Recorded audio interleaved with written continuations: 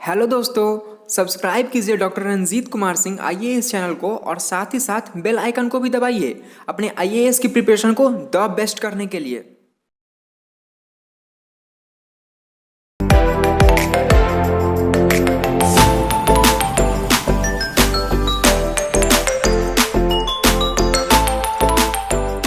आप देखेंगे कि क्या हुआ कि धर्म का रूप बदला।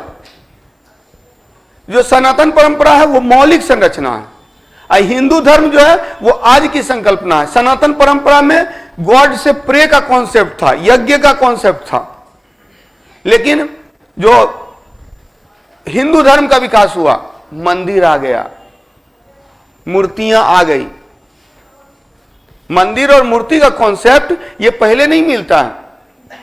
टेम्पल और स्टेच्यू का जो कॉन्सेप्ट है, that was not found in the Vedic period, not in the later Vedic period. It came in post Maurya period. Post Maurya period में, मौर्योत्तर काल में पहली बार आपने देखा कि मानव के कद की मूर्ति, human sized idol, human size statue of Kanishka. तो कनिष्क की जो मूर्ति थी मानव आकार की मूर्ति थी, और यहीं से क्या होता है कि मौर्योत्तर काल, ये मौर्योत्तर काल में जो मूर्ति बनने की परंपरा आई, यही मूर्तियां मंदिर में स्थापित हो गई गुप्त काल में। गुप्त काल में मंदिर का कॉन्सेप्ट आता है, गुप्त काल से पहले मंदिर का कॉन्सेप्ट नहीं है। और तब मंदिर आया तो धर्म का जो है, धर्म का अब एक देखिएगा कि हिंदू धर्म का न केवल उद्भव होता है एक तरह से, मतलब ब्राह्मण धर्म का हिंदू धर्म में रूपांतरण होता है, हिंदुइज्म का कॉन्सेप्ट आता है। और हिंदू धर्म के साथ साथ इसमें क्या होता है, मंदिर। देखिए एक कई बार होता है क्या, हिंदुत्व एक शब्द की चर्चा होती है, और एक हिंदू धर्म, हिंदूवाद हो गया। दोनों में फर्क है। फर्क ये है कि हिंदूवाद हो गया मतलब आप हिंदू धर्म ही श्रेष्ठ है, और हिंदुत्व मतलब हुआ कि हिंदुओं की जो उत्पत्ति हुई वो किस व्यू से हुई। हाँ, वे ऑफ लाइफ, जिस पर आरएसएस का भी काफी बल रहता है, तो वो हिंदुत्व जो है वो वे ऑफ लाइफ के अंतर्गत है। लेकिन हिंदूवाद हो गया हिंदू धर्म की स्थापना। तो हिंदू धर्म अलग है, हिंदुत्व अलग है। दोनों को एक चीज समझना होगा, उसके डिफरेंस को समझना होगा। अक्सर लोग एक करके, और तब क्या होता है कि रिलीजियस, जो धार्मिक रूप से जो उन्माद वगैरह होता है वो फैलाते हैं, तो वो अलग चीज है। दूसरी बात, हिंदू धर्म अपने जटिल रूप में जो आता है वो गुप्त काल में आता है।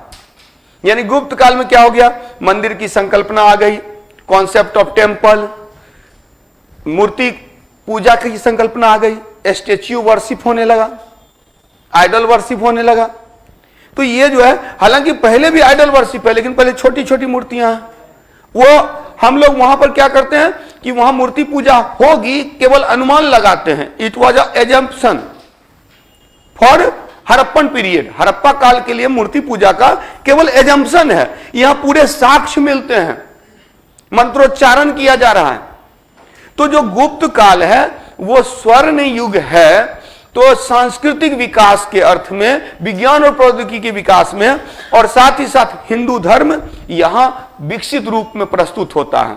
और पुनः एक प्रतिक्रिया होती है बुद्धिज्म के ओर से, और यह प्रतिक्रिया जो दिखाता है वो दिखाता है हर्षवर्धन। हाँ, हर्षवर्धन है पोस्ट गुप्ता पीरियड। तो आज का जो टॉपिक है वो है गुप्तोत्तर काल।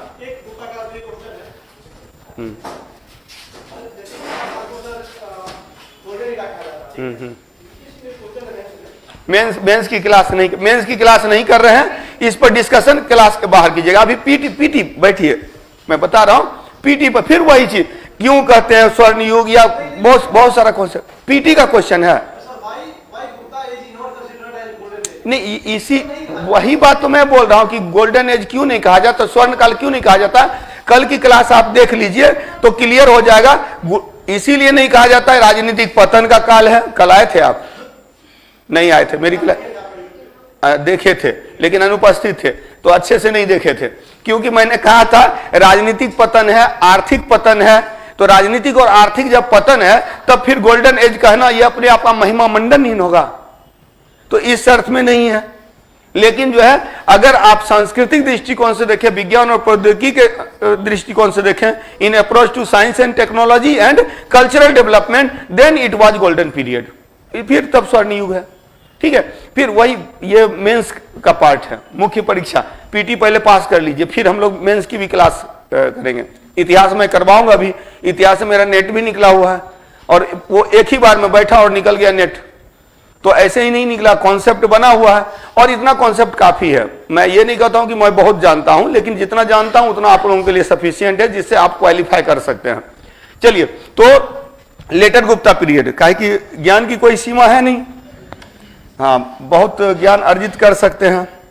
तो इसमें देखेंगे, देखिए गुप्तोत्तर काल, लेटर गुप्ता पीरियड या post Gupta period. Post Gupta period को जानने से पहले थोड़ा सा देखना होगा गुप्त काल। गुप्त काल में मैंने बताया था विकेंद्रीकरण की प्रक्रिया शुरू हो गई थी, कोई सेंट्रल पावर नहीं है।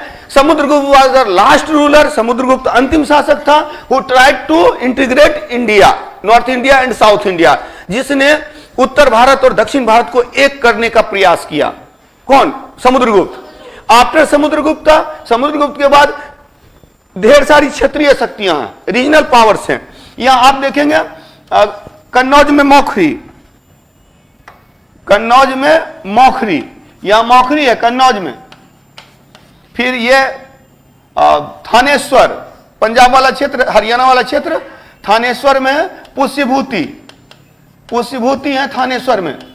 इसी तरह से वल्लभी में मैत्रक हैं, गुजरात वल्लभी में मैत्रक हैं। इसी तरह से वाकाटक हैं, विंध्य क्षेत्र में वाकाटक हैं।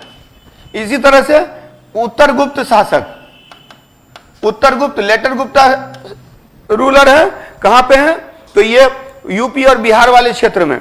हालांकि बिहार और बंगाल का जो क्षेत्र है इसमें गौड़ वंश है, गौड़ वंश है। तो आप देखेंगे कि यहां पर अलग अलग क्षेत्रीय राजवंशों का उदय होता है। गुजरात हो गया, ये विंध्य हो गया, ये हो गया मध्य देश हो गया, और ये प्राच्य पूर्व हो गया, जो जिसमें बंगाल और बिहार का क्षेत्र है, गौर नरेश शशांक। तो ये अलग अलग क्षेत्रीय राजवंशों का उदय होता है।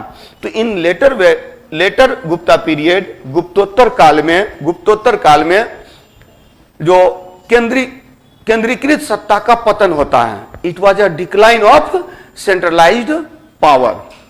क्लियर? गुप्तोत्तर काल में in post Gupta period, in later Gupta period, it was the decline of centralised power, केंद्रीय शक्ति का पतन होता है। Many regional powers were found in this period. तो इस काल में अनेक क्षेत्रीय शक्तियां प्राप्त होती हैं। In those regional powers, in क्षेत्रीय शक्तियों में 4 वेयर मोस्ट इंपॉर्टेंट। पुष्यभूति वंश, Pushyabhuti dynasty, Maukhari dynasty, later Gupta, उत्तर Gupta dynasty, and then Gaur dynasty, Gaur वंश। तो गौर वंश, पुष्यभूति वंश, मौखरी वंश और उत्तर गुप्त, ये 4 महत्वपूर्ण है। ये 4 महत्वपूर्ण इसीलिए मैं बता रहा हूं कि इन चारों से रिलेटेड स्टोरी है, और यही स्टोरी क्या करता है? ओरिजिन ऑफ हर्षवर्धन के उद्भव का कारण बनता है। इसको दिमाग में बैठाइए। देखिए पुष्यभूति वंश, एक पहले कहानी मैं बता देता हूं, फिर 1 बाय 1 करके। मेनली आज पढ़ना है हर्षवर्धन के बारे में। तो हर्षवर्धन के बारे में जानने से पहले यह जानना होगा कि हर्षवर्धन वर्धन वंश का था, और वर्धन वंश का संस्थापक प्रभाकर वर्धन था, जो प्रभाकर वर्धन पुष्यभूति वंश का था। यानी ऑलरेडी पहले पुष्यभूति वंश था, पुष्यभूति वंश से वर्धन वंश आता है, और उस वर्धन वंश में पावरफुल होता है हर्षवर्धन, एक ऐसा व्यक्ति जो शासन करना नहीं चाहता था। पहली बार इतिहास में देखिएगा कि भाई को सत्ता देना चाहता है, लेना नहीं चाहता है। राज्यवर्धन बड़ा भाई है, फिर भी चाहता है कि हर्षवर्धन राजा बने। हर्षवर्धन बोलता है नहीं, आप बड़े हैं, आप शासक बनिए। खुद सन्यासी बना हुआ है, मजबूरी में आकर के तब वो शासन प्राप्त करता है। जब राज्यवर्धन की हत्या कर दी जाती है उसके बाद। नहीं, पुष्यभूति वंश का ही विकास होता है वर्धन वंश के अंश। पहले पुष्यभूति वंश था, बाद में वर्धन वंश आया, तो पुष्यभूति वंश का वर्धन वंश। तो यहां देखिए इतिहास में पहली बार जहां सत्ता के लिए लड़ाई होती थी, अशोक ने अपने भाइयों की हत्या करवा दी, वहीं पर हर्षवर्धन भी एक व्यक्ति है। कई बार लोग हर्षवर्धन को भी दूसरा अशोक कहते हैं, हालांकि दूसरा अशोक का जो क्वेश्चन आएगा उसमें कनिष्क रहेगा, लेकिन अशोक और समुद्रगुप्त दोनों का संयोग अगर बोला जाता है तो वो हर्षवर्धन के लिए बोला जाता है, क्योंकि जिस तरह से समुद्रगुप्त ने उत्तर भारत दक्षिण भारत को एक किया, हालांकि ये दक्षिण भारत को एक नहीं कर सका, लेकिन संपूर्ण उत्तर भारत को जीत लिया, संपूर्ण उत्तर भारत को जीत लिया। और इसने क्या किया, तो समुद्रगुप्त वाली गुण, और इसने भी बौद्ध धर्म को अपनाया अशोक के समान। पहले शैव था, शिव का उपासक था, शिव और सूर्य दोनों की पूजा करता था, और बाद में इसने क्या किया, बौद्ध धर्म को अपनाया हर्षवर्धन ने, तो अशोक वाला भी गुण हो गया। इसने बौद्ध संगीत ही नहीं बुलाया, इसने सर्वधर्म सभा बुलाया, जिसको कई बार लोग पांचवी बौद्ध संगीति बोलते हैं, जो गलत कॉन्सेप्ट है। बौद्ध इतिहास के टीचर को मैंने देखा, एक दो किताब में मैं देख रहा हूं मार्केट में लिखा हुआ पांचवी बौद्ध संगीति हर्षवर्धन के काल में, जबकि इसने बौद्ध संगीति नहीं बुलाया था, इसने सर्वधर्म सभा बुलाया था। आज सब धर्म के लोग को एक साथ बुलाइएगा तो मारपीट ही होगा, सब बोलेगा मेरा धर्म अच्छा, मेरा धर्म अच्छा। तो इसमें क्या होगा, और यही कारण है ड्यू टू विच आप देखिएगा कि इन दैट असेंबली, उस सभा में क्या हुआ कि कई बार ऐसी स्थिति आई कि ह्वेनसांग को मारने के लिए आ गए थे लोग, वो तो बीच बचाव किया हर्षवर्धन ने, तब जाकर के बचे बेचारे। ये स्थिति है। और आप लोगों को पता है, जिस पंडाल में सब लोग बैठे हुए मतलब रहते थे, रात में उसी में किसी ने आग लगा दिया था। तो सर्वधर्म सभा बुलाया गया था, और सर्वधर्म सभा एक बार नहीं बुलाया, वो 2 बार बुलाया, कन्नौज में भी बुलाया, उज्जैन में भी बुलाया। उसने कन्नौज में भी सर्वधर्म सभा बुलाया, उसने उज्जैन में भी सर्वधर्म सभा बुलाया। किसने? हर्षवर्धन ने। तो आज की जो क्लास है वो हर्षवर्धन पर फोकस, लेकिन हर्षवर्धन कैसे आता है वो देखना है कि लेटर गुप्ता पीरियड में, इन पोस्ट गुप्ता पीरियड, उत्तर गुप्त काल में, गुप्तोत्तर काल में केंद्रीय शक्ति का पतन होता है, रीजनल शक्ति का उद्भव होता है, अनेक क्षेत्रीय शक्तियां हैं। इसमें 4 महत्वपूर्ण है, पुष्यभूति वंश, मौखरी वंश, उत्तर गुप्त और गौर वंश। ये 4 की कहानी है। इसके अलावा वल्लभी में वल्लभी गुजरात में मैत्रक है, इन वल्लभी गुजरात मैत्रक, इन विंध्य रीजन वकाटक शासक जो रुद्रसेन द्वितीय है उससे विवाह हुआ था, रुद्र सिंह द्वितीय है उससे विवाह हुआ था। किसका? प्रभावती गुप्त का, जो चंद्रगुप्त द्वितीय विक्रमादित्य की पुत्री थी। पूना ताम्रपत्र लेख उससे संबंधित है। अब इसमें देखेंगे कि ये जो पुष्यभूति वंश है, पुष्यभूति वंश में प्रभाकर वर्धन के 2 पुत्र 1 पुत्री। मौखरी में है ग्रहवर्मन।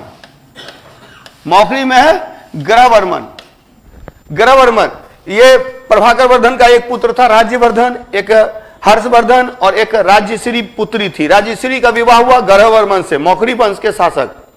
ये थानेश्वर में है, ये जो है। अच्छा, गौर वंश का शासक है शशांक,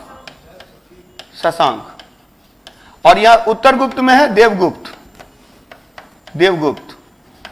और ये सबका क्षेत्र भी याद रखिएगा कि इनका जो क्षेत्र है वो अलग अलग क्षेत्र है। जैसे पुष्यभूति वंश का जो क्षेत्र है ये थानेश्वर है, पुष्यभूति वंश का जो क्षेत्र है ये आपका थानेश्वर है, थानेश्वर हरियाणा वाला पार्ट, अंबाला मतलब वो पंजाब हरियाणा वाला क्षेत्र थानेश्वर। और मौखरी वंश का है कन्नौज, मौखरी का कन्नौज। देवगुप्त है मालवा, देवगुप्त मालवा, और गौर बंगाल। तो अगर आप देखेंगे तो यहां पर ये इतने क्षेत्र हैं, बंगाल देवगुप्त, ये शशांक, गौरवंश, मालवा में उत्तरगुप्त देवगुप्त, कन्नौज में ग्रहवर्मन मौखरी, और थानेश्वर में पुष्यभूति वंश प्रभाकर वर्धन। वाकाटक में रुद्र सिंह, ये इंपॉर्टेंट नहीं है, ये एक्चुअली क्या है ना कि गुप्त से संबंधित है, इस 4 का भाग नहीं है। मैत्रक जो वल्लभी में है, वल्लभी में मैत्रक है, मैत्रक वल्लभी में है, और ये वकाटक जो है विंध्य क्षेत्र में, इतना ही इसको याद रखिएगा, विंध्य क्षेत्र में वकाटक है। बाद में भी अभी इसको और डिस्कस करूंगा, मैं एक बार पहले पूरा बता दे रहा हूं, सारी कहानी आपके दिमाग में रहेगी, फिर 1 बाय 1 करके इसको कंप्लीट कर लेना है। तो इसको देखेंगे कि मौखरी वंश का शासक ग्रहवर्मन। अब थोड़ी कहानी सुन लीजिए, फिर हम लोग एक एक करके करेंगे। कहानी यह है, प्रभाकर वर्धन का 2 बेटा था, 2 son of Prabhakar Vardhan, Rajyavardhan and Harshavardhan. 1 daughter, एक पुत्री है Rajshri. Rajshri got married with Grahavarman. Rajshri का विवाह ग्रहवर्मन से हुआ। Grahavarman was the king of Kannauj. Kannauj का शासक था, मौखरी डायनेस्टी थी, मौखरी वंश था, मौखरी वंश का था। मालवा का शासक देवगुप्त, ये उत्तर गुप्त शासक देवगुप्त किल्ड ग्रहवर्मन। देवगुप्त ने ग्रहवर्मन की हत्या कर दी। एंड कैप्चर्ड, अरेस्टेड राजश्री को कैद कर लिया। Then Rajyavardhan decided, elder son of Prabhakar Vardhan का बड़ा पुत्र राज्यवर्धन ने क्या किया, तो तैयारी की, जाकर के पराजित किया देवगुप्त को पराजित किया। लेकिन क्या हो गया, शशांक ने धोखा से उसको बुलाया और उसकी हत्या कर दी, राज्यवर्धन की हत्या कर दी धोखे से। तो तुम लोगों की लड़ाई थी, कोई दिक्कत नहीं, चलो हम लोग मिलकर रहते हैं, आया हत्या कर दी। तो शशांक द्वारा धोखे से, by cheating, Rajyavardhan was killed by Shashank. Then Harshvardhan became the king, तब हर्षवर्धन राजा बनता है। तो उसने डिसाइड किया, उसके 2 प्रमुख उद्देश्य थे। There were 2 important goals of Harshavardhan. First, कि अपनी बहन को मुक्त कराना, फ्री कराना, किसको, अपने सिस्टर को, और दूसरा था कि किल करना, मारना है शशांक को। तो to kill Shashank and to make free Rajshri को मुक्त कराना है, शशांक को मारना है। हालांकि इसी बीच में शशांक की मृत्यु हो जाती है। ये पहुंचते हैं, इनके शिष्य हैं, ये इनके गुरु हैं, दिवाकर हैं, मयूर और दिवाकर हर्षवर्धन के गुरु हैं। उन्हीं के निर्देशन में कार्य कर रहा था। हालांकि शुरू में बोल रहा था कि मैं शासक नहीं बनूंगा, वो तो सन्यासी बना हुआ था। जब राज्यवर्धन की हत्या हो गई, when Rajyavardhan was killed, then he became the king, वो राजा बना। और बोला जाता है कि इसके विजय अभियान की चर्चा हर्षचरित पुस्तक में की गई है। हर्षवर्धन के विजय अभियान की चर्चा हर्षचरित पुस्तक में की गई है। In Harshacharita book the victory was described, victory of Harshavardhana was described by Banabhatta के द्वारा डिस्क्राइब किया गया। ठीक है, तो अब क्या हुआ कि बहन को मुक्त कराया, मुक्त करा करके बहन को, और बहन जा रही थी, सती होने जा रही थी एक जंगल में, वो कैद से निकल गई थी। तो ढूंढते ढूंढते पहुंचे तो पता चला जंगल में सती होने जा रही है, तब जाकर के बचाया। तो बचाया और उसको बना दिया कन्नौज की महारानी कि संभालो कन्नौज को। लेकिन राजकाज में मन नहीं लगा, भाई को ही दे दिया कन्नौज भी। तो हर्षवर्धन थानेश्वर और कन्नौज दोनों का संयुक्त रूप से शासक बना। एंड और क्या किया, कन्नौज को केंद्र में रखकर, after keeping Kannauj in the centre, Kannauj को केंद्र में रखकर संपूर्ण उत्तर भारत को जीत लिया। कन्नौज को केंद्र में रखकर संपूर्ण उत्तर भारत को जीत लिया। All part of north India was defeated by Harshavardhana के द्वारा पराजित किया गया। They came under the Harshavardhana, वे सभी हर्षवर्धन के अधीन आ गए। Integration of north India was completed, उत्तर भारत का एकीकरण संभव हुआ।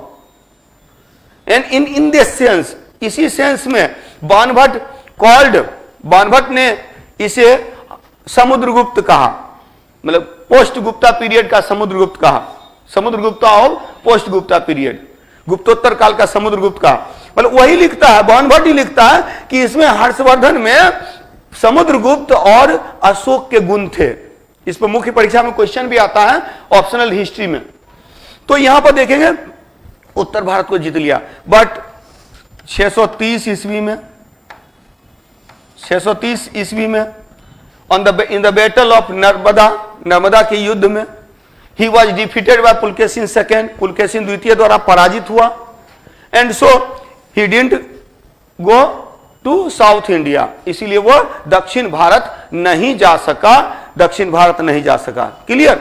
तो ये हो गया आपका later Gupta period. Later Gupta period में ये दक्षिण भारत नहीं जा पाया, पुलकेशिन द्वितीय ने पराजित किया, और ये लास्ट रूलर था। He was the last ruler who had done the integration of India, north India.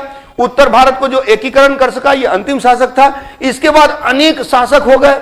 सब शासक, अब राजा का बेटा राजा बनता था तो अपने आप को राजपुत्र कहता था। यही राजपुत्र टर्म अब भ्रंश हो गया, राजपूत हो गया। तो राजपूतों के उदय का एक रीजन ये है, हालांकि कुछ लोग विदेशी बताते हैं राजपूतों को, तो वो क्या करते हैं ना, अग्निकुल सिद्धांत को एक्सेप्ट करते हैं।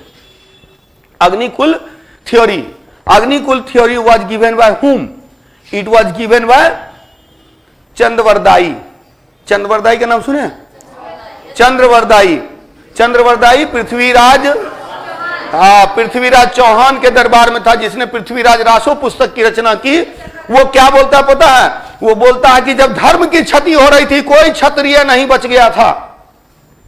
It was the destruction of religion, there were no any Kshatriya, कोई क्षत्रिय नहीं था। इन दैट पीरियड, उस काल में वशिष्ठ मुनि ऑर्गेनाइज्ड अ यज्ञ on mount Abu.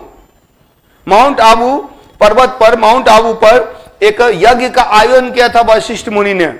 And from that यज्ञ, उस यज्ञ से, इन दैट फायर ऑफ यज्ञ, उस यज्ञ के अग्नि से 4 राजपूतों की उत्पत्ति हुई। परमार, प्रतिहार, चालुक्य, चौहान। चूंकि वो भी था पृथ्वीराज चौहान के दरबार में, तो चौहानों का महिमा मंडन करना था, तो इसीलिए बोला कि इससे 4 राजपूत वंश की उत्पत्ति हुई, चालुक्य, चौहान, परमार, प्रतिहार, और उसी में से एक है चौहान। ये इतने महान हैं। हालांकि एक कर्नल टाड महोदय हैं, कर्नल टाड महोदय हैं, उन्होंने क्या किया, इसी के आधार पर प्रूफ कर दिया कि राजपूत विदेशी थे। मतलब अग्नि से आए, मतलब क्या यहां नहीं थे, बाहर से ना आए, बाहर से आए। दूसरी बात कि अब अग्नि से निकले तो अग्नि ये सिंबॉलिक है कि जब बाहर से आ रहे हैं तो इसको भारत में शामिल करने के लिए, हिंदू परंपरा में शामिल करने के लिए यज्ञ करवाया, हिंदू धर्म के अंतर्गत आत्मसात किया, यानी शुद्धिकरण करवाया गया, और तब जाके भारतीय परंपरा में शामिल हुए। तो विदेशी इतिहासकारों ने इसी को आधार बना के सिद्ध कर दिया। और तब कुछ लोग, रोमिला थापर वगैरह, मानते हैं कि जो हूण थे, जो कुषाण थे, ये सब जो विदेशी जो क्षत्रिय थे, मतलब शासक वर्ग थे, वही लोग यहां आकर के एकजुट होकर के और उन्होंने अपने आप को राजपूत के रूप में स्थापित किया। तो अलग अलग मान्यता है, लेकिन ज्यादा जो ऑथेंटिक लगता है वो ये भी लगता है कि जो यहाँ राजा के बेटा हुए, तो ढेर सारे बेटा होते थे, सबको छोटा छोटा क्षेत्र मिल जाता था, सामंतवाद विकसित हुआ। अब सब सामंत, चूंकि सामंत अब क्या हो गया, राजा के बेटा सब थे, तो अपने आप को राजपुत्र कहते थे, सब अपने आप को राजपुत्र कहते थे, उसी में राजपूतों का उद्भव हो गया। तो राजपूत के उद्भव का जो बेसिक थ्योरी है वो आप कह सकते हैं सामंतवाद ने राजपूतों के उद्भव की पृष्ठभूमि बनाई, फ्यूडलिज्म के कारण। तो ये हम लोग प्री मीडिएवल में पढ़ेंगे गुप्ता पीरियड के बाद। क्लियर? तो अब थोड़ा इसको एक एक पॉइंट को देख लिया जाए, दिमाग में बैठा लिया जाए। चलिए, तो सबसे पहले लेटर गुप्ता पीरियड की प्रमुख शक्तियां, जैसा कि मैंने बताया, इसको आप नोट डाउन कर सकते हैं कि इन लेटर गुप्ता पीरियड, गुप्तोत्तर काल में अनेक क्षेत्रीय शक्तियां थी। इनमें से प्रमुख हैं मगध मालवा के क्षेत्र में परवर्ती गुप्त,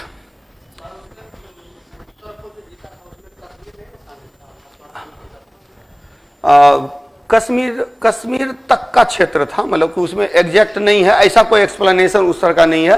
हालांकि वो क्या, हाँ, कश्मीर तक के क्षेत्र को बोला जाता है। देखिए उसमें क्या है ना कि अब कई बार विजय गाथा जैसे बोली जाती है, प्रशस्ति है ना, प्रशंसा में लिखा गया है ना, तो बढ़ा चढ़ा कर चीजें ली जाती है। तो फिर वहां पर कंफ्यूजन वाली स्थिति रहती है, तो उस उतना नहीं करना है। हाँ ठीक है। हाँ, अग्निकुल सिद्धांत, अग्निकुल थ्योरी, अग्निकुल सिद्धांत हम लोग आगे पढ़ेंगे, अभी टेंशन मत लीजिए। अभी केवल हम लोग पोस्ट गुप्ता पीरियड कर रहे हैं, गुप्तोत्तर काल कर रहे हैं। गुप्तोत्तर काल की प्रमुख शक्तियां, important powers of post Gupta period, important powers of post Gupta period in Magadh, Malwa, later Gupta, परवर्ती गुप्त, पोस्ट गुप्ता। हाँ, पुष्यभूति ही वर्धन वंश, ये वर्धन वंश में चेंज होता है, इसका डेवलपमेंट होता है, अभी आएंगे करवाएंगे। अभी पहले याद रखिएगा, मगध मालवा में परवर्ती गुप्त, परवर्ती गुप्त, परवर्ती गुप्त। कन्नौज में मौखरी, इन कन्नौज मौखरी, मौखरी इन कन्नौज। थानेश्वर, इन थानेश्वर पुष्यभूति, थानेश्वर में पुष्यभूति वंश। वल्लभी में मैत्रक वंश, वल्लभी में मैत्रक वंश। और बंगाल में गौड़ या चंद्र वंश, गौड़ या चंद्र वंश, गौड़ और चंद्र डायनेस्टी इन बंगाल। तो दीज पावर्स। और इसी में देखिएगा मौखरी में हो जाएगा ग्रहवर्मन, ग्रहवर्मन इन मौखरी, ग्रहवर्मन, मौखरी ग्रहवर्मन, ठीक है, ग्रहवर्मन। तो ग्रहवर्मन, मौखरी, पुष्यभूति वंश में यहां मैंने बताया प्रभाकर वर्धन, प्रभाकर वर्धन मिलाने वाला क्वेश्चन पूछा जा सकता है। मैत्रक इंपॉर्टेंट नहीं है। चंद्रवंश में शशांक, शशांक, शशांक, ठीक है। और इसके बाद देवगुप्त, देवगुप्त, ये परवर्ती गुप्त में देवगुप्त। ये चार की कहानी मैंने बताया, तो चारों किससे संबंधित है याद रखिएगा।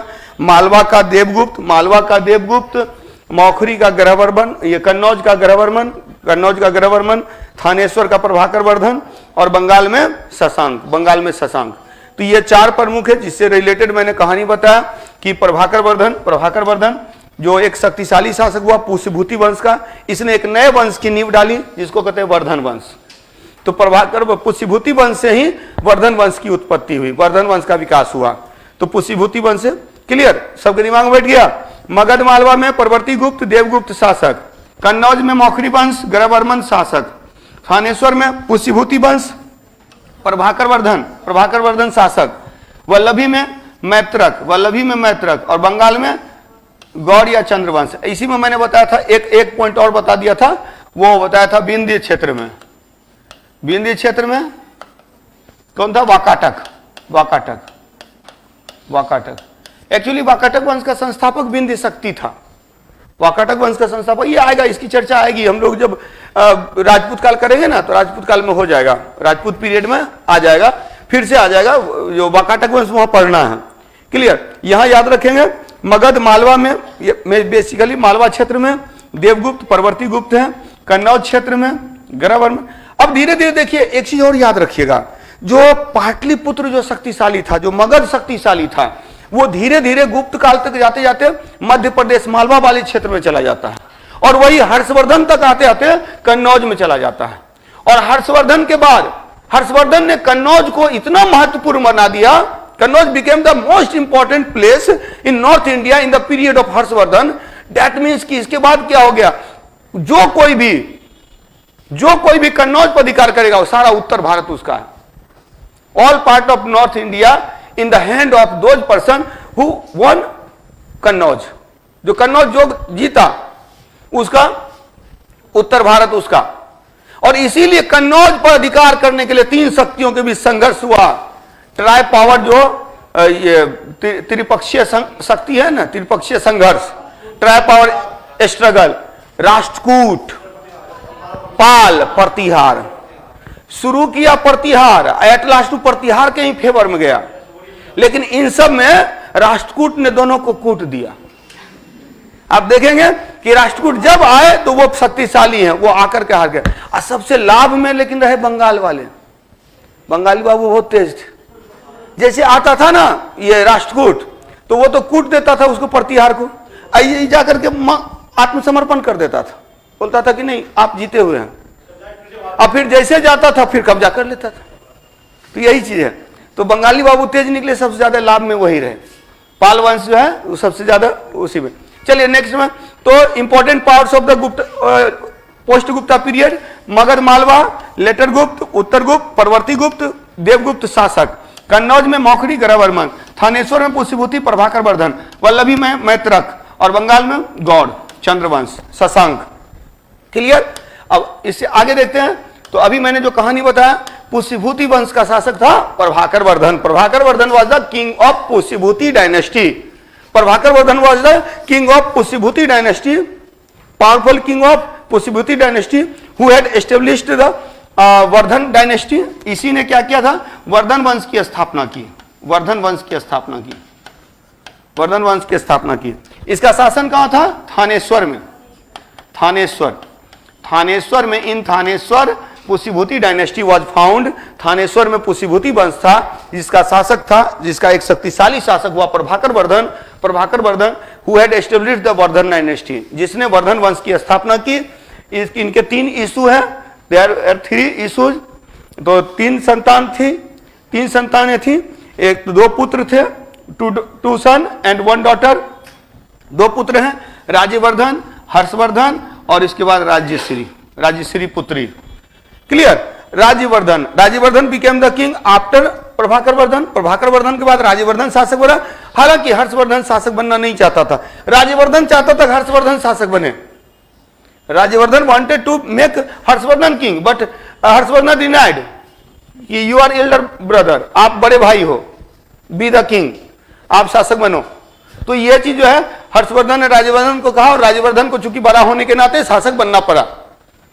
When Rajyavardhan was killed by Shashank, जब शशांक के द्वारा राज्यवर्धन की हत्या कर दी गई, then Harshvardhan became the king from 606 to 647-48। कहीं कहीं 47 देता है, अधिकांश में 47 ही है, कहीं कहीं 48 भी रहता है। तो 47 में इसकी डेथ हो जाती है।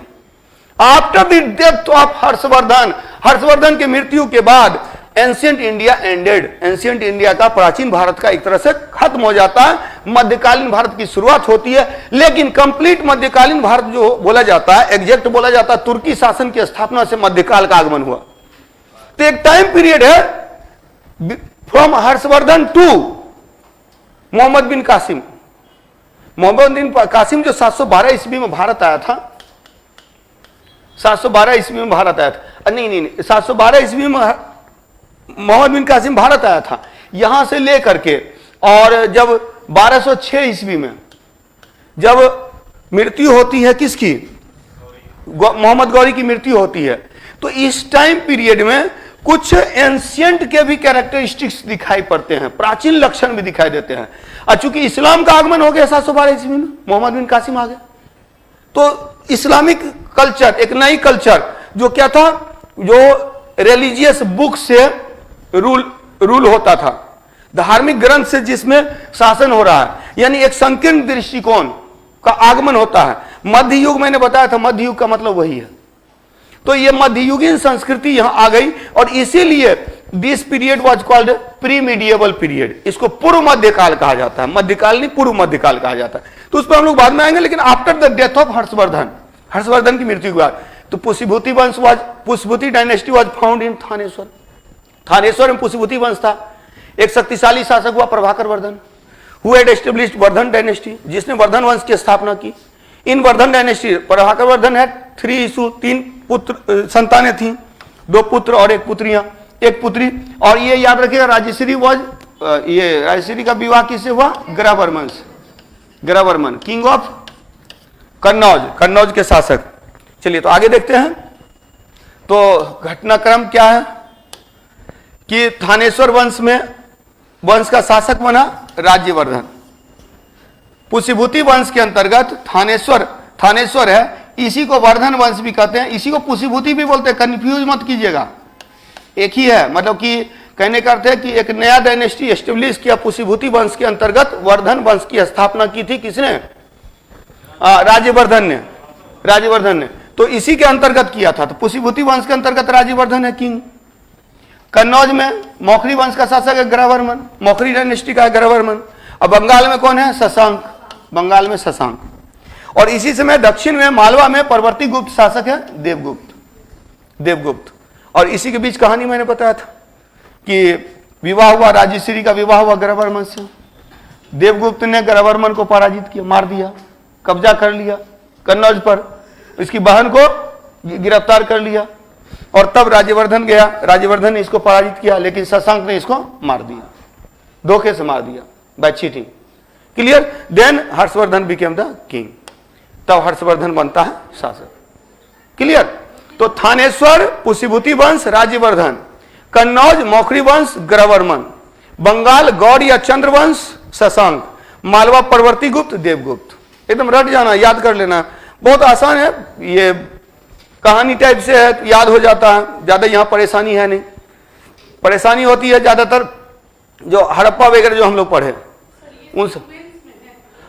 सीक्वेंस नहीं, मतलब ये एक साथ बोल रहे, एक साथ ये पाए गए। एक्चुअली इसको एरो को उल्टा करना था, एरो इधर होना था, ठीक है, हाँ एरो उल्टा होना था, इस तरह से होना था, ये नहीं। मतलब ये कि ये साथ में है।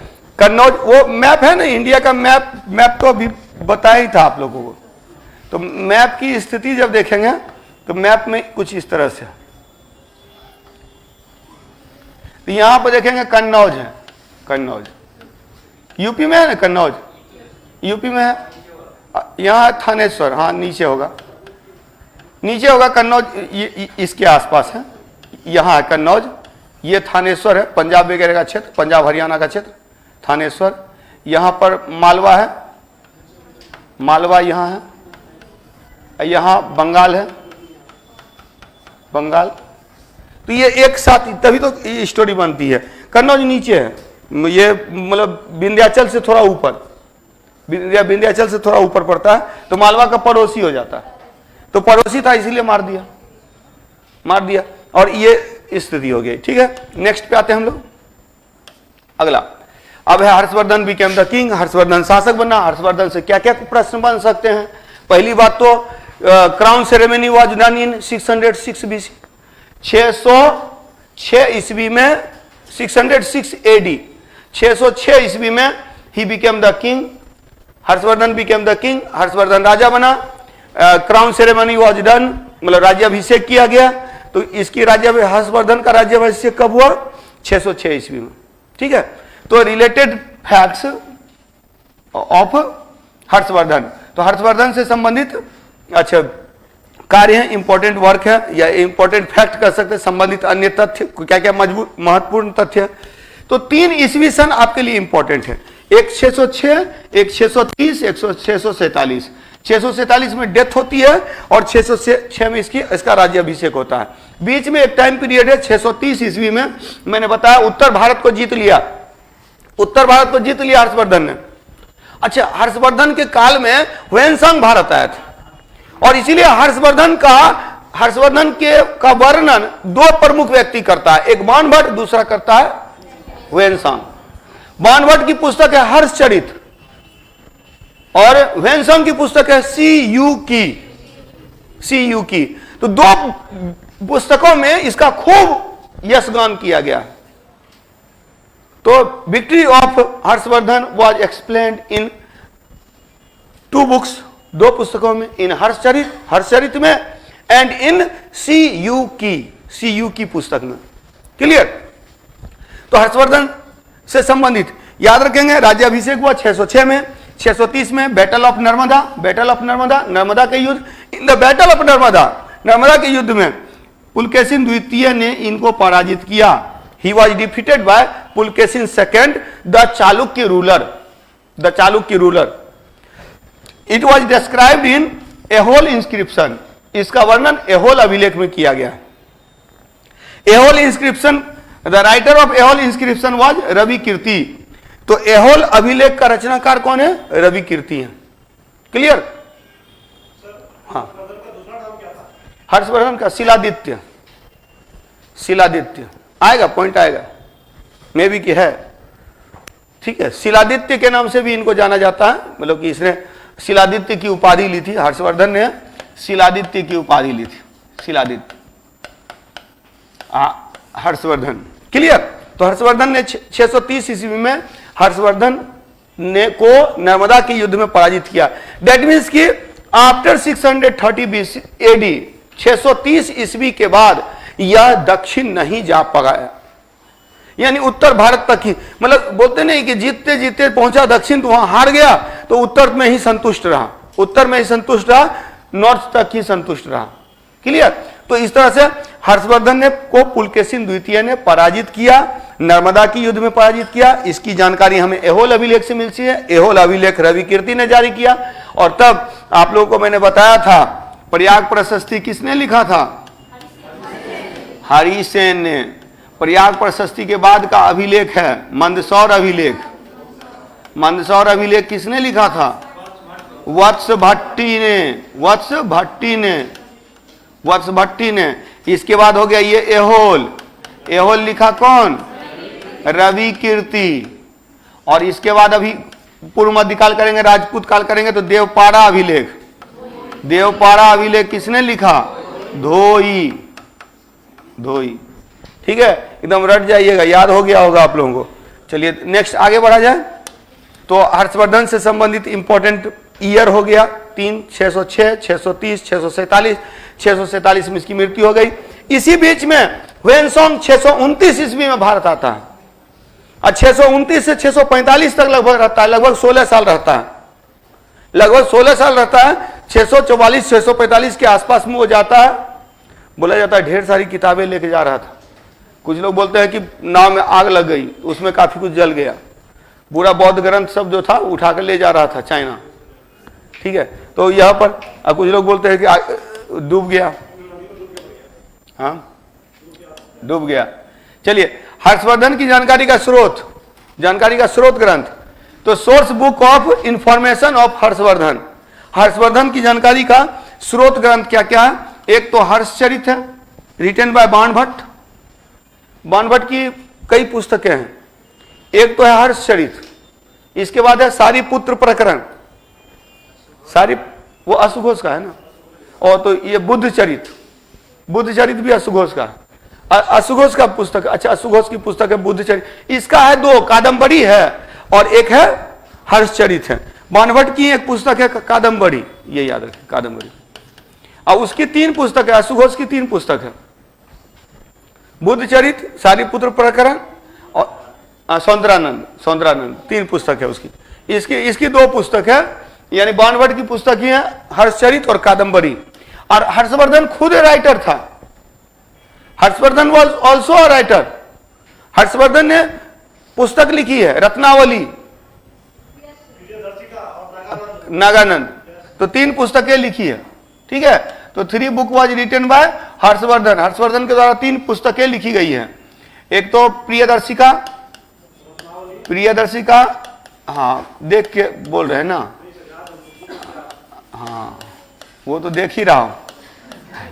प्रियदर्शिका, रत्नावली, नागानंद, तो 3 books were written by Harshvardhan.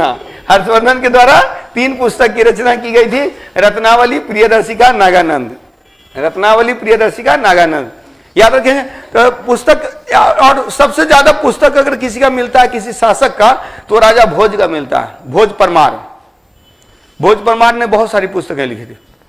ठीक है, यहां देखेंगे हर्षवर्धन की जानकारी का जो प्रमुख स्रोत है वो हर्षचरित है और CU की है। CU की, CU की वॉज रिटन बाय ह्वेनसोंग।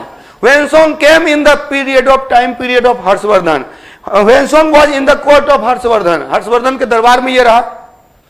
629 से 645 तक है, लगभग 16 साल।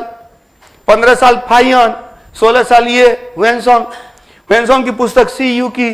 और ह्वेनसोंग का दोस्त था हुई ली। हुई ली, हुई ली, ह्वेनसोंग का दोस्त था हुई ली। और हुई ली ने बायोग्राफी ऑफ ह्वेनसोंग लिखा है। ह्वेनसोंग का जो ये, हाँ ह्वेनसोंग का दोस्त था हुई ली, जिसने ह्वेनसोंग की जीवनी लिखी है। Biography of Hiuen Tsang was written by Hui Li. He was the friend of Hiuen Tsang. तो ह्वेनसोंग का दोस्त था हुई ली, जिसने ह्वेनसोंग की जीवनी लिखी है।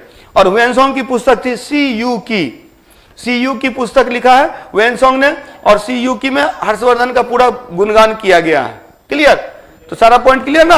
हर्षवर्धन की जानकारी का दो प्रमुख स्रोत है, एक हर्षचरित, दूसरा सीयू की। हर्षचरित की रचना बाणभट्ट ने की, सीयू की रचना ह्वेनसांग ने की। ह्वेनसांग हर्षवर्धन के दरबार में आया था, चीनी बौद्ध यात्री था, चीनी बौद्ध यात्री था। फाहियान के बाद ह्वेनसांग आता है, ह्वेनसांग के बाद इत्सिंग आता है, इत्सिंग के बाद लामा तारानाथ आते हैं। तो ये सब जो बौद्ध यात्री हैं इनका क्रम भी आप लोग याद रखेंगे। फाहियान के बाद आया ह्वेनसांग, ह्वेनसांग हर्षवर्धन के दरबार में आया 629 से 645 ईस्वी तक। ह्वेनसांग को यात्रियों का राजकुमार कहते हैं, ह्वेनसांग को यात्रियों का राजकुमार, पिलग्रिम्स धर्म यात्री की प्रिंस ऑफ पिलग्रिम्स, यात्रियों का राजकुमार इसको बोलते हैं दूसरा शाक्य मुनि, दूसरा बुद्ध बोलते हैं इसको, दूसरा शाक्य मुनि। और क्या बोलते हैं, कई स्टेटमेंट इसके लिए ह्वेनसांग के लिए दिया जाता है। तो इसमें यह है कि इसे यात्रियों का राजकुमार कहा जाता है, इसको दूसरा शाक्य मुनि कहा जाता है। ठीक है, दूसरा शाक्य मुनि, यात्रियों का राजकुमार, किसके लिए प्रयोग किया गया, ह्वेनसांग के लिए। क्लियर, इतना पॉइंट याद रखना है। तो हर्षवर्धन की जानकारी का स्रोत हर्षचरित बाणभट्ट के द्वारा लिखी गई, बाणभट्ट की अन्य पुस्तक है कादंबरी, बाणभट्ट की अन्य पुस्तक है कादंबरी। सीयू की, ह्वेनसांग की रचना, ह्वेनसांग हर्षवर्धन के काल में आया था। ह्वेनसांग एक बौद्ध यात्री था, ये इसको बौद्ध यात्रियों का राजकुमार कहा जाता है, इसे दूसरा शाक्य मुनि कहा जाता है, दूसरा शाक्य मुनि कहा जाता है। और ह्वेनसांग की जीवनी लिखी गई थी हुइली के द्वारा, हुइली इसका दोस्त था, 629 से 645 तक। और हर्षवर्धन की 3 प्रमुख पुस्तक है, प्रियदर्शिका, रत्नावली, नागानंद, प्रियदर्शिका, रत्नावली, नागानंद, प्रियदर्शिका, रत्नावली, नागानंद। क्लियर, आगे बढ़ा जाए। इसके बाद हर्षवर्धन से संबंधित अब कुछ अन्य तथ्य अभी बता रहा था। हर्षवर्धन का अन्य नाम क्या था, शिलादित्य था। इसने बौद्ध धर्म के साथ साथ सूर्य की पूजा की, शिव की पूजा की। तो other name was Shiladitya, other name of Harshavardhana was Shiladitya. With Bauddh religion he worship sun and Shiva. तो सूर्य और शिव की पूजा किया, he worshipped sun and Shiva. तो इसने शिव और सूर्य की पूजा किया। इनकी पुस्तकें कौन कौन सी है, प्रियदर्शिका, रत्नावली, नागानंद, प्रियदर्शिका, रत्नावली, नागानंद। इन द कोर्ट ऑफ हर्षवर्धन के दरबार में देयर वेर सम स्कॉलर्स, कुछ विद्वान थे, कुछ विद्वानों को इसने संरक्षण दिया। He gave protection to some scholars in which important were Banabhatta, Mayur, Diwakar, Hiuen Tsang. तो बाणभट्ट, मयूर, दिवाकर और ह्वेनसांग को इसने संरक्षण दिया, विद्वानों को संरक्षण दिया, गेव प्रोटेक्शन टू स्कॉलर्स। तो हर्षवर्धन से रिलेटेड इंपॉर्टेंट फैक्ट है। पहला फैक्ट दिमाग में बैठा लीजिए, शिलादित्य, इसका अन्य नाम क्या है, Shiladitya. Other name of Harshavardhana was Shiladitya. He had accepted बौद्ध रिलीजन, इसने बौद्ध धर्म को अपनाया, बट विद द बौद्ध रिलीजन, बौद्ध धर्म के साथ साथ ही वर्शिप्ड सन एंड शिव, उसने सूर्य की पूजा की और शिव की पूजा की, सूर्य और शिव की पूजा की बौद्ध धर्म को अपनाते हुए। पुस्तकों को संरक्षण दिया, पुस्तकों की रचना की। He wrote some books in which 3 are important, Priyadarshika, Ratnavali, Nagananda. तो 3 books are available of Harshavardhana की 3 पुस्तकें हैं, प्रियदर्शिका, रत्नावली, नागानंद, प्रियदर्शिका, रत्नावली, नागानंद, प्रियदर्शिका, रत्नावली, नागानंद। एकदम याद कर लेना। अब विद्वानों को इसने संरक्षण दिया। तो बाणभट्ट, मयूर, दिवाकर, ह्वेनसांग, बाणभट्ट, मयूर, दिवाकर, ह्वेनसांग, ये लोग इनके गुरु भी थे। मयूर और दिवाकर इनके गुरु भी थे। मयूर और दिवाकर की मदद से अपनी बहन को भी जो बचाया था, तो इनके मार्गदर्शन में कार्य किया। तो बाणभट्ट, मयूर, दिवाकर, ह्वेनसांग, इनको इन्होंने संरक्षण दिया। तो हर्षवर्धन से रिलेटेड इंपॉर्टेंट फैक्ट। इसके अलावा मैंने बताया था इसने सर्वधर्म सभा का आयोजन किया, बताए थे ना, क्या, सर्वधर्म सभा, यानी सभी धर्म की सभा, सभी धर्म की सभा। कहाँ, कन्नौज में और कहाँ, उज्जैन में, उज्जैन और कन्नौज में सर्वधर्म सभा। कुछ लोग मानते हैं कि 3 सभा का आयोजन हुआ था, 2 ठो कन्नौज में, 1 उज्जैन में। और ऐसे जो है सर्वधर्म सभा का आयोजन किया, सभी धर्म के लोगों को बुलाता था, उससे चर्चा करता था, उससे समझता था। और तब उसने पाया कि बौद्ध धर्म जो है वो काफी मतलब विकसित है, काफी बढ़िया है, मतलब कि जो कंपैरेटिवली उसने बौद्ध धर्म को श्रेष्ठ पाया।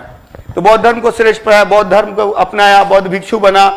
ह्वेनसांग इसका मेन जो है सो वो जो कह सकते गाइड था इन बौद्ध रिलीजन, तो बौद्ध धर्म में मुख्य गाइड था। क्लियर। अब देखेंगे कि इसके अलावा हर्षवर्धन के काल के कुछ प्रमुख अधिकारी थे। हर्षवर्धन के काल के कुछ प्रमुख अधिकारी थे, तो उसमें एक आता Avanti. There were some important officials in the administration of Harshavardhana. Harshavardhana के दरबार में, हर्षवर्धन के प्रशासन में कुछ प्रमुख अधिकारी हैं। अवंती जो होता था, अवंती जो था वो युद्ध और शांति का अधिकारी था। युद्ध और शांति का अधिकारी था Avanti. Avanti was the official of war and peace, war and peace या बैटल एंड पीस। तो युद्ध और शांति का अधिकारी था अवंती। और जो सेनापति होते, सिंहनाद सेनापति था, सिंहनाद सेनापति था। तो military commander was Singhnad. Kuntal was the head of horse military. जो अश्वसेना था, अश्वसेना का प्रधान था। और एलिफेंट मिलिट्री जो था, इसका हेड स्कंदगुप्त था। स्कंदगुप्त, ये गुप्त शासक नहीं है। यहाँ एक पॉइंट यह याद रखिएगा, एक स्कंदगुप्त गुप्त शासक है, एक स्कंदगुप्त जो है हाथी सेना का प्रधान है हर्षवर्धन के काल में। हर्षवर्धन के काल में हाथी सेना का प्रधान है। अच्छा, जनरली जो सामंत या महाराज कहलाते थे, जो नागरिक प्रशासन के प्रमुख, नागरिक प्रशासन के जो प्रमुख होते थे, हेड होते थे, हेड ऑफ सिविल जो एडमिनिस्ट्रेशन होता था, सिविल एडमिनिस्ट्रेशन के हेड को सामंत बोला जाता था, महाराज बोला जाता था, महाराज। यहीं से आया कि महाराज वाली परंपरा आई कि अब ये लोग महाराज की उपाधि लेने लगे, सामंत लोग। और इसीलिए जो है सो, तो ये पहले से ले रहे थे, तो जो भी हेड होते थे सामंत वगैरह ही शासन करता था। अच्छा, एक चीज और याद रखिए, सामंतवाद में क्या होता है, केंद्रीय सेना का पतन हो जाता है। In feudalism central military was not found, मतलब central power was dependent on the military of feudal. सामंतों की सेना पर राजा आधारित हो गया, राजा की शक्ति का स्रोत सामंत की सेना था इन लेटर गुप्ता पीरियड, गुप्तोत्तर काल में। यही सामंत जब शक्तिशाली होने लगे तो यही क्या हो गया, और यही में इसी में है कि ढेर सारी शक्तियां हो गई, सब अपने आप में पावरफुल है। और यही राजपूत काल के उद्भव का कारण बना। तो राजपूतों के उद्भव का एक कारण सामंतवाद भी है। सामंतवाद, feudalism is the one reason for development of origin of Rajput period. तो राजपूत काल के उद्भव का एक कारण है। तो ये इतना पॉइंट खत्म हो गया। अच्छा, इसी में अभी मैं एक पॉइंट बता रहा था कि हर्षवर्धन ने, अच्छा हर्षवर्धन ने क्या किया, 2 जगह धर्म सभा का आयोजन किया था। कहां कहां, कन्नौज और उज्जैन में। वो पॉइंट आया नहीं, तो वो पॉइंट दिमाग में रखिएगा। हर्षवर्धन ने 2 जगहों पर धर्म सभा का आयोजन किया था। मेनली जो ज्यादा जो चर्चा रहती है वो कन्नौज वाली बौद्ध सभा। और कन्नौज की जो धर्म सभा है उसी को कुछ लोग 5वीं बौद्ध संगीति बोलते हैं, लेकिन 5वीं बौद्ध संगीति जिसका की अध्यक्षता किया था किसने, हुएनसोंग ने अध्यक्षता किया था। और इसी में बोला जाता है कि हर्षवर्धन को बीच बचाव करना पड़ गया था, जब बाकी धर्म वाले लोग जो है, जब ये बौद्ध धर्म की प्रशंसा करता, हुएनसोंग जब भाषण दे रहा था ना, बौद्ध धर्म की प्रशंसा कर रहा था, तो बाकी धर्म वालों ने अटैक कर दिया था। तो वो बीच बचाव किया, तब जाकर के उनकी जान बची। चलिए, मतलब हाँ, मथुरा में। अब इनके समय में तो मेनली जो है वो कन्नौज है, कन्नौज मेन है। कन्नौज के अलावा उज्जैन की भी बात होती है। तो कन्नौज और उज्जैन में हाँ अध्यक्षता किया था हुएनसोंग में। नहीं, यहां पर एक चीज याद रखिएगा कि ये जो कन्नौज उज्जैन है, कन्नौज और उज्जैन तो दोनों तो आसपास ही है ना, मालवा है ना, मालवा और कन्नौज तो आसपास में ही है ना, तो वो लगता भी है कि हुआ होगा, लेकिन मेनली जो है वो कन्नौज की सभा थी। चलिए, इतना ही रखते हैं। और अब हम लोग मीडिएवल स्टार्ट करेंगे नेक्स्ट क्लास से। मीडिएवल स्टार्ट करना है। अब मीडिएवल में, प्री मीडिएवल में 2 पार्ट पढ़ना है। और अच्छा, एक चीज और याद रखिएगा, मध्यकालीन भारत में 3 भाग हैं। There are 3 parts of medieval India. तो in medieval history there are 3 parts, 3 part हैं, और 3 पार्ट को पढ़ना है। जब हम लोग मध्यकालीन भारत करते हैं, मध्यकालीन भारत, मध्यकालीन भारत, तो मध्यकालीन भारत में 3 भाग हैं। एक है पूर्व मध्यकाल, प्री मीडिएवल, दूसरा सल्तनत पीरियड और तीसरा मुगल पीरियड। पूर्व मध्यकाल, पूर्व मध्यकाल, ये पूर्व मध्यकाल, अब देखिए एग्जैक्ट इसकी शुरुआत कहीं एग्जैक्ट नहीं है, लेकिन फिर भी हम लोग अपने सुविधा के लिए बांट दिए हैं। 712 में आया था कौन, मोहम्मद बिन कासिम। वहां से लेकर के 1206 तक का काल। इसके बाद सल्तनत पीरियड है, सल्तनत काल 1206 ईस्वी से 1526 ईस्वी तक। और तब फिर मुगल काल, मुगल पीरियड है 1526 से 1707। 1707 में औरंगजेब की मृत्यु। इसीलिए मुगल काल का दो भाग हैं, एक भाग जो है सो मध्यकाल में आता है और दूसरा आ जाता है आधुनिक भारत में। जैसा कि हम लोगों ने आधुनिक भारत पढ़ा था, सैटरडे संडे को तो आप लोगों की मॉडर्न इंडिया वाली क्लास चलेगी, तो मॉडर्न इंडिया वाली क्लास में हम लोगों ने देखा था। ठीक है, तो इतना ही रखने देते हैं आज।